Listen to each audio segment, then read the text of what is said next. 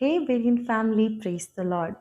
இந்த நாட்களெல்லாம் உறவுகளை மெயின்டைன் பண்ணுறதே ரொம்ப கஷ்டமாக இருக்குது. எல்லாரும் சோஷியல் மீடியாவில் டெக்ஸ்ட் பண்ணுறது, சேட்டிங் பண்ணுறது, இன்னும் சொல்லணும்னா ரீல்ஸ், ஷார்ட்ஸுன்னு லைஃப் எல்லாமே மாறிடுச்சுல்ல. டேரெக்டாக பேசுகிறது, டேரெக்டாக பழகிறது, விசிட் பண்ணுறது, அதே மாதிரி ஒரு உறவுகளை மெயின்டைன் பண்ணுறது, புதுசாக ஃப்ரெண்ட்ஷிப் மெயின்டைன் பண்ணுறது எல்லாமே இப்போ வந்து ரொம்ப கஷ்டமான போல் இருக்குது.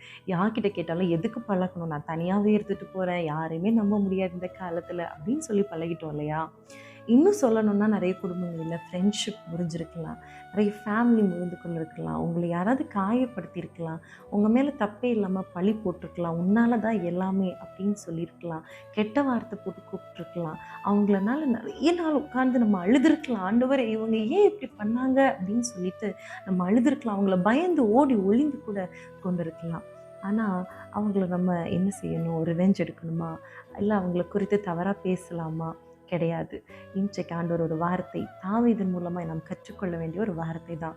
1 சாமுவேல் 24வது அதிகாரம் 12வது வசனம். தாவீது சொல்லுகிறாரு, கர்த்தர் எனக்கும் உமக்கும் நடு நின்று நியாயம் விசாரித்து கர்த்தர் தாமே என் காரியத்தில் உமக்கு நீதியை சரி கட்டுவாராக, உம்முடைய பேரில் நான் கை போடுவது இல்லை அப்படின்னு ரொம்ப அழகாக தாவீது வந்து சொல்லுகிறாரு. என்ன நடக்குது அப்படின்னு நம்ம பார்த்தோம்னா, சவுல் வந்து தாவீது துரத்துகிறாங்க. ஆனாலும் தாவீது அந்த இடத்துல இவ்வளோ காயப்பட்டும் வேதனைப்பட்டும் சவுல்னால கஷ்டப்பட்டும் அவர் திருப்பி துரத்துகிறதுக்கோ அழிக்கிறதுக்கோ நினைக்கல.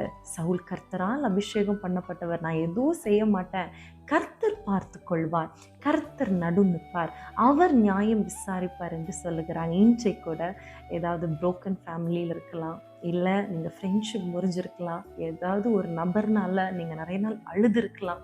ஆனால் நீங்கள் அந்த இடத்துல பேசாதீங்க, அமைதியாக இருக்கிறது தான் நல்லது. ஆண்டவர் நியாயம் விசாரிப்பார், ஆண்டவர் அற்புதம் செய்வார்.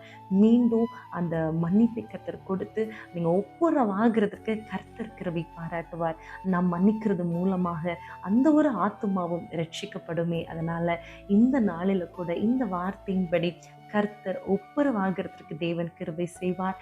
அவரே உங்கள் நடு நின்று அவர் நியாயம் விசாரிப்பார். உங்களுக்கு சமாதானத்தையும் நல்ல தூக்கத்தையும் கர்த்தர் கொடுப்பார். God bless you.